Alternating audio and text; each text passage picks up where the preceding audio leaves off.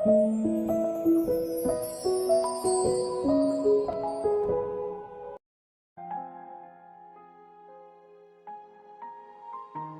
49 seluruhnya dibayar oleh Tuan Sugiarto.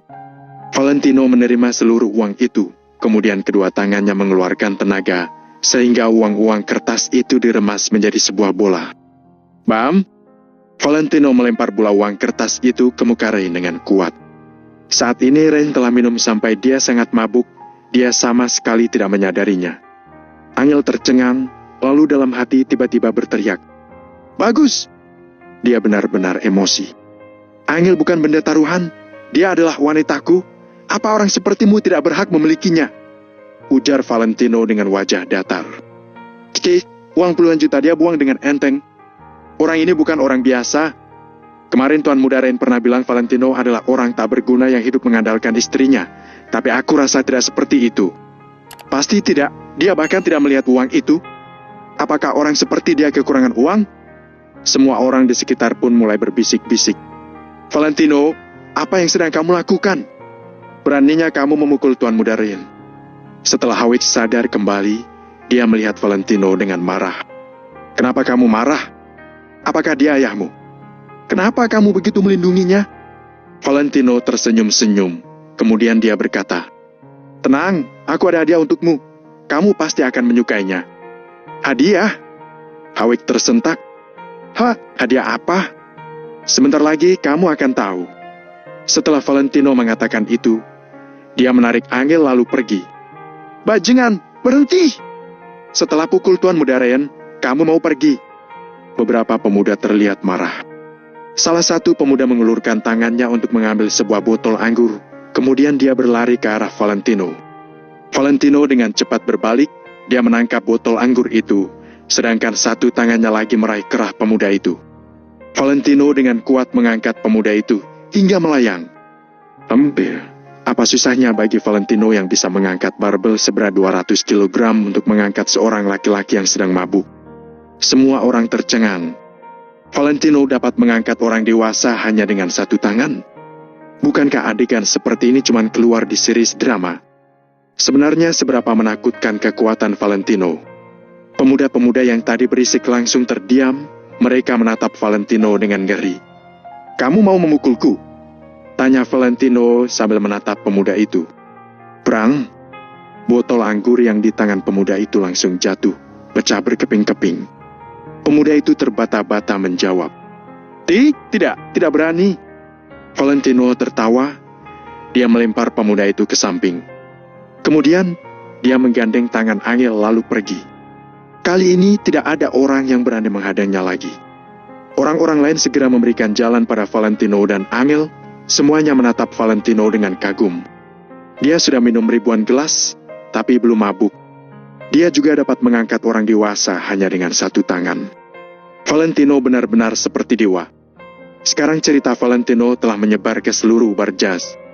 Di sini tidak ada yang berani berkata mereka pandai minum. Di luar pintu bar. Setelah Valentino menyembunyikan Angel di pojok, dia meminta Angel untuk jangan berkata apa-apa. Angel yang sebenarnya ingin berbicara dengan Valentino pun terpaksa mengurungkan niatnya untuk sementara. "Jangan bicara, ada pertunjukan," ucap Valentino, lalu dia menoleh ke arah dalam bar. "Pertunjukan?" Angel merasa curiga, pertunjukan apa? Di dalam bar, Hawit menyeka keringatnya. Ketika dia melihat Valentino mengangkat pemuda itu, dia benar-benar takut.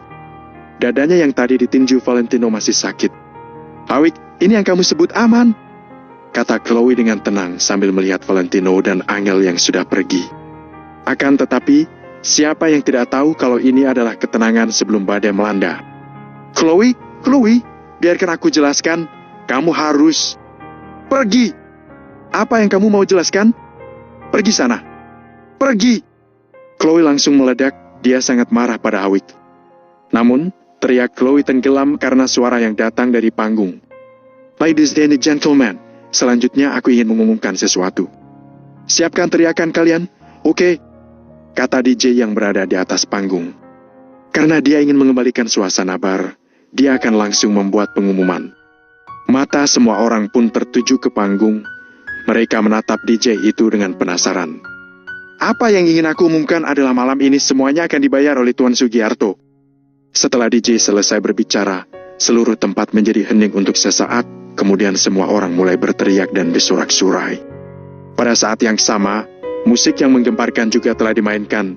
Ini membuat suasana menjadi semakin meriah. Hawik dan Chloe pun sudah berhenti bertengkar.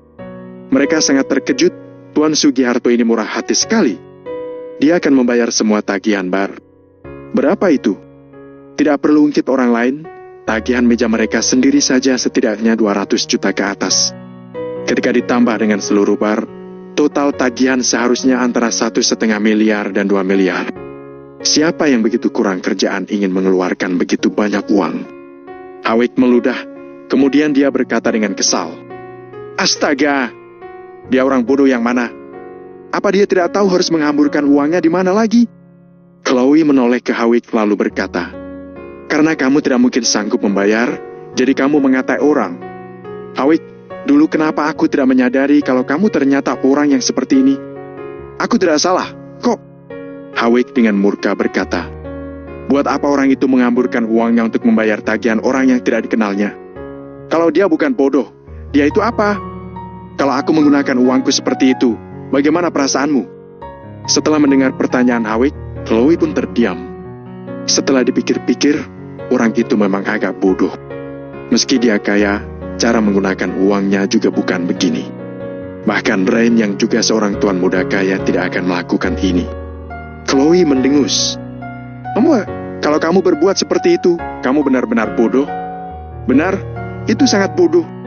Orang itu juga marga Sugiharto, benar-benar memalukan, kata Hawik dengan bangga sambil tersenyum lebar.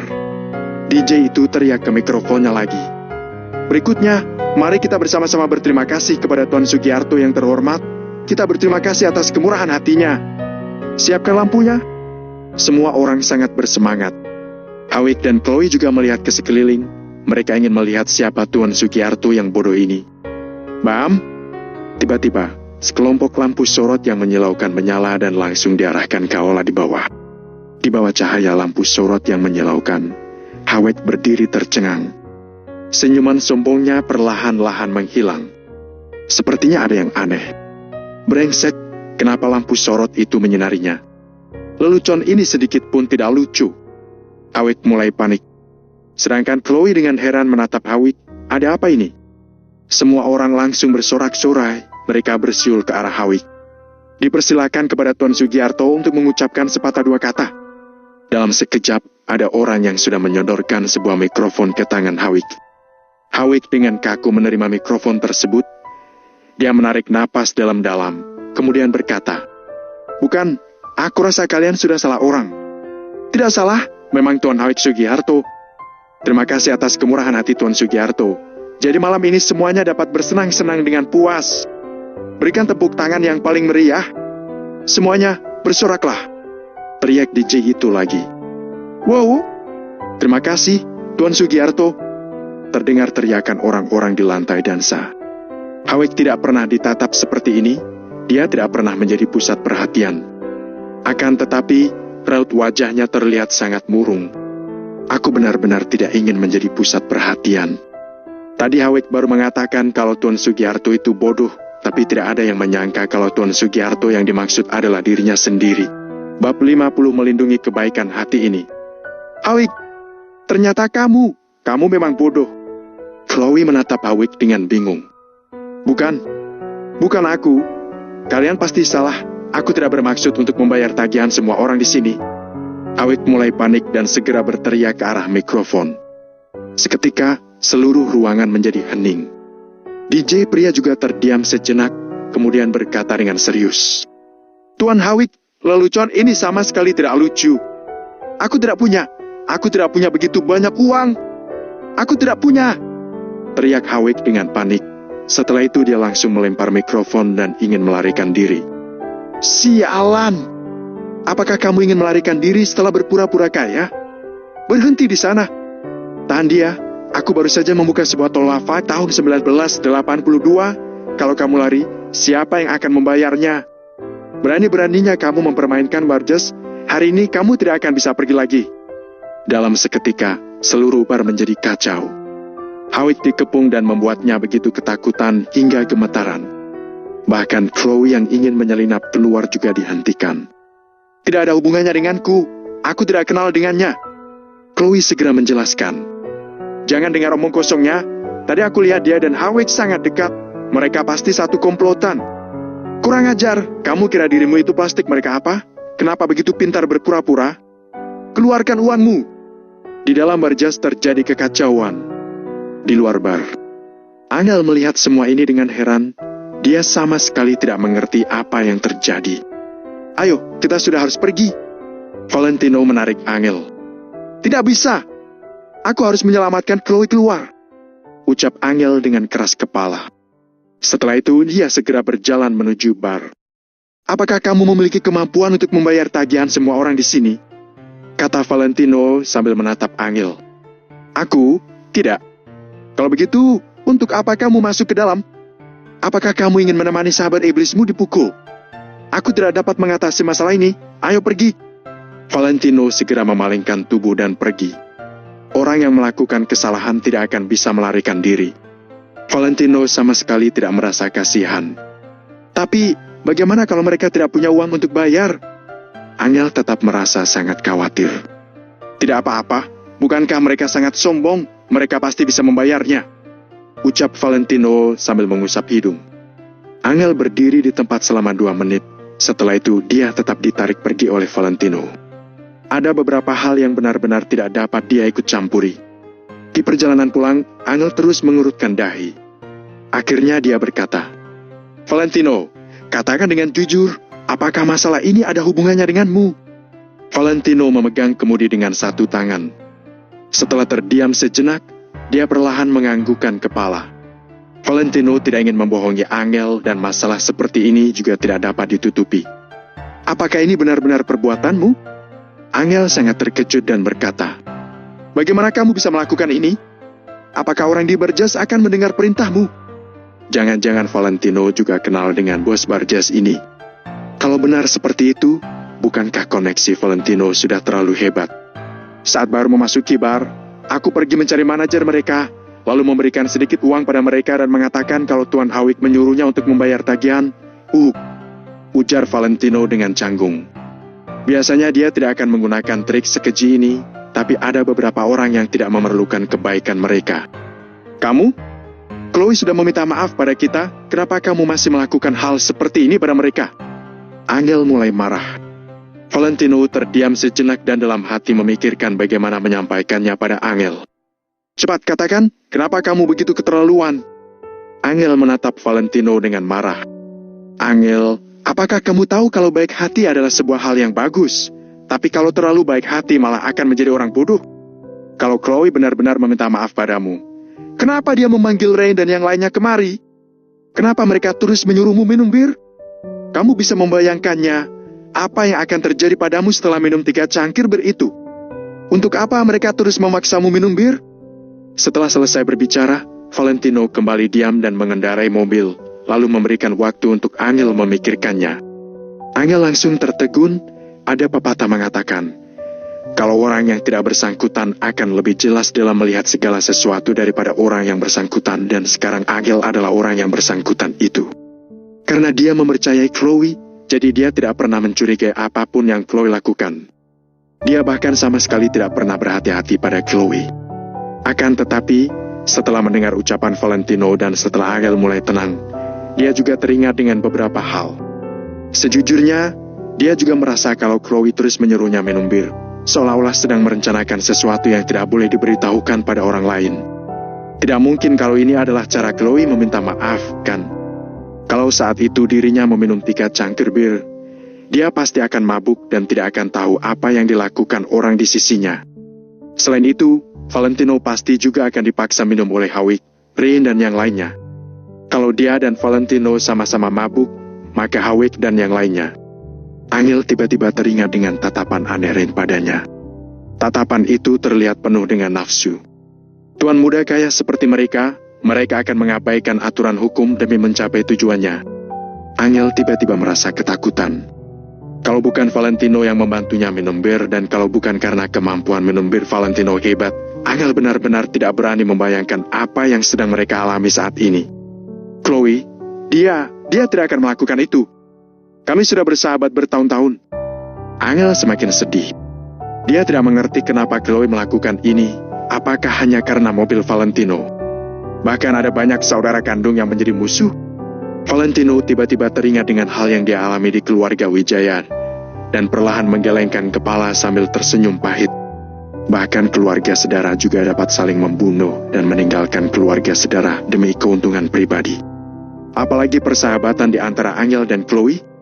Selain itu, Valentino juga tahu betul, wanita sangat cemburuan, dan cemburu dapat mengubah seseorang, juga dapat membuat orang itu kehilangan akal sehat. Kalau tidak, bagaimana bisa terjadi begitu banyak masalah di istana pada zaman dulu? Dia mungkin hanya kilaf sesaat. Angel terdiam dalam waktu yang lama. Matanya yang indah menatap keluar jendela sambil mendesah. Valentino melirik Angel dan tidak berbicara lagi. Akhirnya, dia terlalu berbaik hati, sehingga sama sekali tidak memikirkan seseorang ke arah negatif. Akan tetapi, tidak semua ketulusan di dunia ini akan dibalas dengan ketulusan. Namun, bukankah yang Valentino sukai darinya adalah kebaikan hati ini? Kalau bisa, Valentino ingin terus melindungi kebaikan hati Angel ini. Tidak bisa, aku harus menghubungi Chloe. Aku sangat khawatir, ucap Angel sambil mengambil ponsel. Tenang saja, aku akan mengurus semuanya dengan baik. Aku hanya memberikan pelajaran pada mereka, tidak akan benar-benar mencelakai mereka, balas Valentino dengan santai. Angel terdiam sejenak dan tetap menelpon. Halo, Chloe, bagaimana keadaan kalian? Apakah kalian sudah keluar dari bar? Setelah panggilan terhubung, Angel segera bertanya dengan perhatian. Hah? Kamu tidak perlu khawatir. Sekarang kami sangat baik-baik saja, balas Chloe sambil menyeringai. Baru saja, saat orang Barjas ingin membawa Chloe pergi menjadi wanita yang menemani orang minum bir untuk melunasi utang, orang dari Maple Rain Real Estate juga tiba. Mereka datang bersama bos Barjas dan menyelesaikan masalah itu dengan mudah. Hawik dan yang lainnya juga dibebaskan. Mendengar hal itu, Angel segera menatap Valentino. Tadi Valentino mengatakan dia akan mengurus semuanya dengan baik. Apakah ini juga perbuatan Valentino? Dia menyadari dirinya sudah semakin tidak memahami Valentino. Baguslah kalau kalian baik-baik saja. Angel akhirnya merasa tenang. Jangan berpura-pura lagi. Apa hubungannya masalah kami denganmu? Kamu jangan lupa, Hawik adalah karyawan Maple Rain Real Estate. Jadi, bukankah sangat mudah kalau Maple Rain Real Estate ingin melindungi seseorang? Nada bicara Chloe terdengar sombong. Bukankah dalam hal ini Angel sama sekali tidak dapat dibandingkan dengan dirinya? Angel menganggukkan kepala dengan tidak berdaya, setelah itu langsung menutup telepon. Di luar Barjas, seorang pemuda memimpin di depan. Hawik, Chloe, Rain dan beberapa orang lainnya mengikuti di belakang. Bahkan beberapa tuan muda kaya yang terkenal di kota Neo juga tidak berani bertingkah di hadapan orang Maple Rain Real Estate. Hawik, kamu cukup hebat ya? Kata pemuda sambil meletakkan sepasang tangannya di punggung. Ini. Setelah kembali, aku pasti akan berterima kasih pada pengawas koordinata karena telah menyelamatkan nyawaku, kata Hawik dengan tulus. Di seluruh Maple Rain Real Estate, hubungannya dengan pengawas koordinata yang paling baik.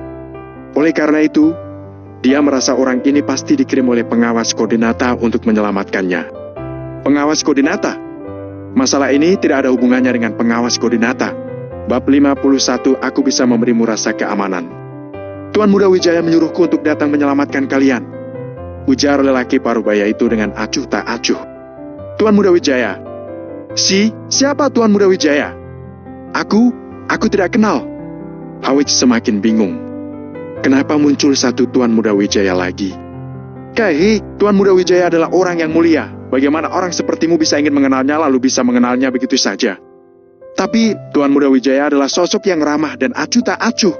Kamu juga belum tentu bisa mengenalinya kalau berdiri di depanmu. Aku tidak akan berbicara panjang lebar lagi. Tuan Muda Wijaya hanya menyuruhku memberitahumu untuk jangan mengulangi kesalahan yang sama lagi. Selesai mengatakannya, pria parubaya naik ke sebuah mobil Mercedes-Benz hitam di tepi jalan, kemudian melaju pergi. Hawik tertegun di tempat. Siapa Tuan Muda Wijaya itu? Kenapa dia mau menyelamatkannya? Sejujurnya, Hawik tidak memiliki kesan yang baik terhadap orang bermarga Wijaya karena Valentino Wijaya. Namun, Tuan Muda Wijaya ini bukanlah orang yang sederhana. Hawik juga pernah mendengar bahwa Maple Rain Real Estate adalah perusahaan cabang dari keluarga Wijaya di kota Miracle. Jangan-jangan Tuan Muda Wijaya yang dimaksud pria parubaya itu adalah Tuan Muda keluarga Wijaya. Namun, dia pasti tidak mungkin mengenali Tuan Muda Wijaya ini. Apakah karena Tuan Muda Wijaya merasa dirinya adalah karyawan Maple Rain Real Estate maka menyelamatkan dirinya? Akan tetapi, Tuan Muda Wijaya itu menyuruh dirinya untuk jangan mengulanginya lagi. Apakah dirinya pernah menyinggung Tuan Muda Wijaya? Kenapa Tuan Muda Wijaya masih ingin menyelamatkan dirinya jika dia pernah menyinggungnya?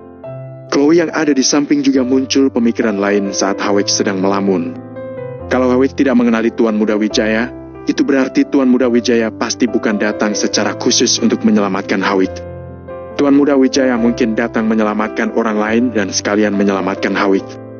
Maka hanya tinggal satu kemungkinan. Tuan Muda Wijaya itu pasti datang menyelamatkannya. Memikirkan ini, hati Chloe merasa sangat senang.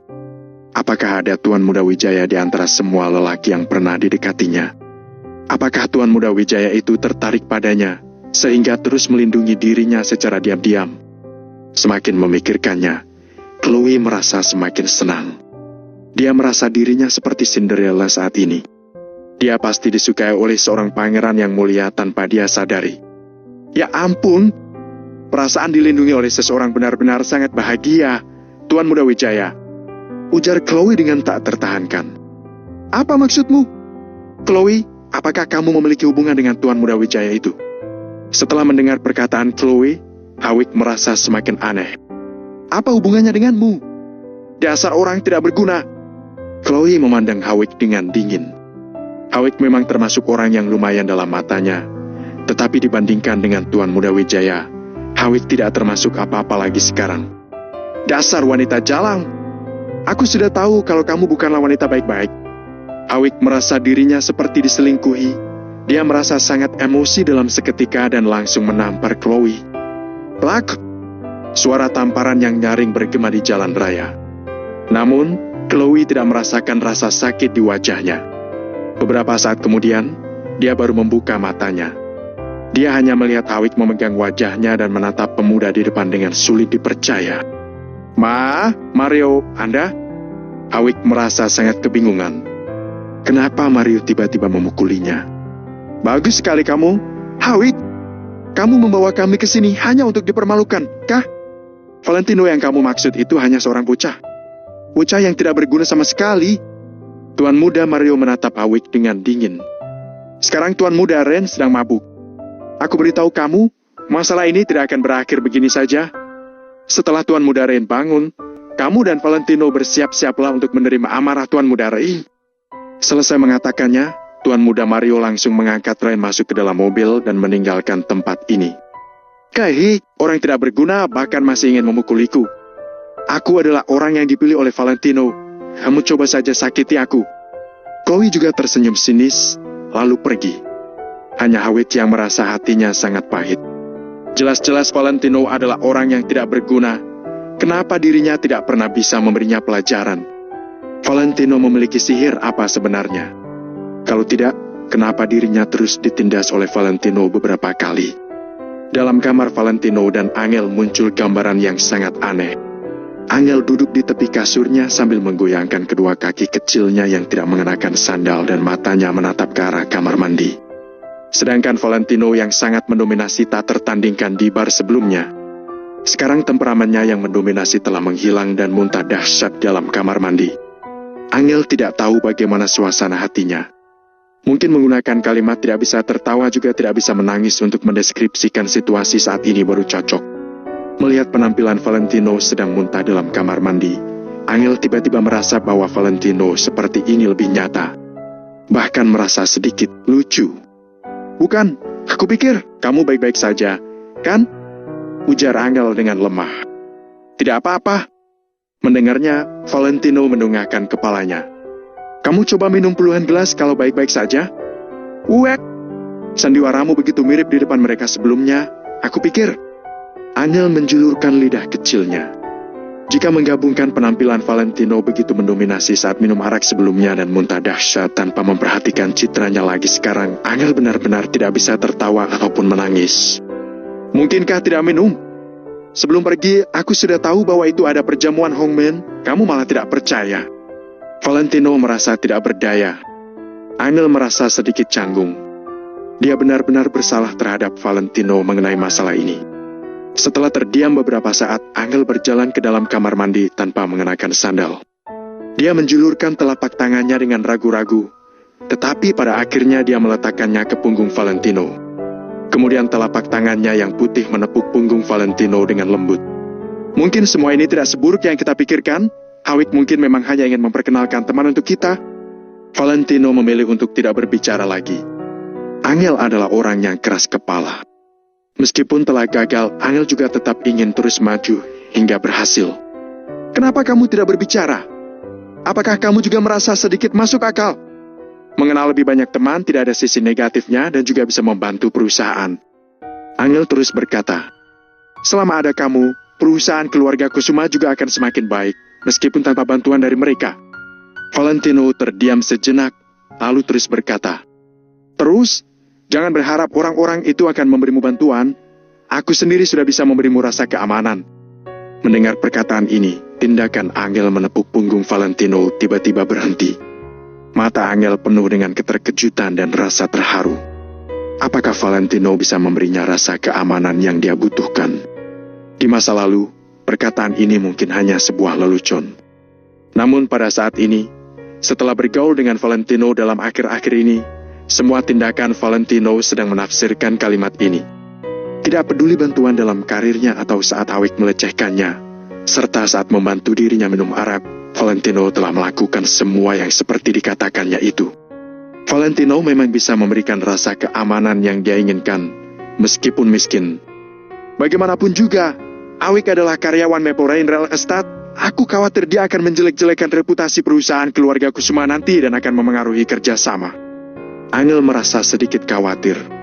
Tetapi kekhawatiran ini juga bukan tidak masuk akal, karena secara relatif, Maple Rain Real Estate pasti akan lebih dekat dengan karyawannya sendiri.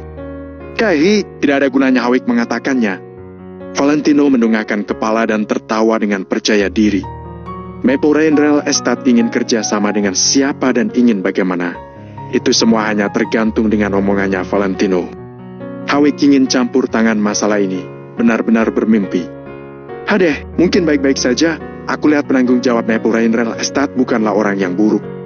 Oh ya, Valentino, ayo kita pergi jalan-jalan beberapa hari setelah masalah di sini selesai. Angel tiba-tiba berkata, pergi kemana? Sepertinya tidak usah pergi deh.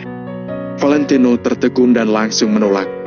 Lagi pula, beberapa hari lagi akan tanggal 8, itu adalah hari perayaan tahunan pernikahannya dengan Angel yang ketiga tahun.